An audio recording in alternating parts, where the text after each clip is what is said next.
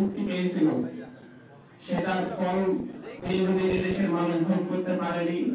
প্রতিটি নির্বাচনের আগ মুহূর্তেই এই দেশের মানুষ আবার সেই অস্থিরতায় নিমজ্জিত হয়েছে।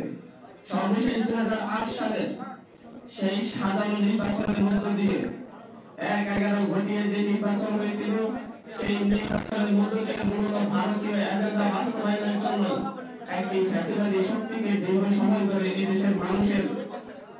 এই দেশের মানুষের ভাগ্যে জুটিয়ে দেওয়া হয়েছিল, যার পরবর্তীতে দীর্ঘ 16 বছরের দুঃশাসন এবং গণঅভ্যুত্থানের মধ্য দিয়ে নতুন রাজনৈতিক আকাঙ্ক্ষা, সেই নতুন রাজনৈতিক আকাঙ্ক্ষা নিয়ে এদেশের মানুষ স্বপ্ন দেখছে এই তরুণ প্রজন্ম নতুন রাজনৈতিক আকাঙ্ক্ষা বাস্তবায়নের জন্য কাজ করবে। তারই পরিপ্রেক্ষিতে আজকে সে আকাঙ্ক্ষিত দিন, যেখান থেকে আজকে মূলত আমরা কিভাবে আগামী বাংলাদেশ পুনর্গঠনের নতুন রাজনৈতিক বন্দোবস্ত কায়েমের চেষ্টা করছি, সেই বিষয় জাতির কাছে নতুন আশা আকাঙ্ক্ষা তৈরি হয়েছে। বাংলাদেশ রাষ্ট্রকে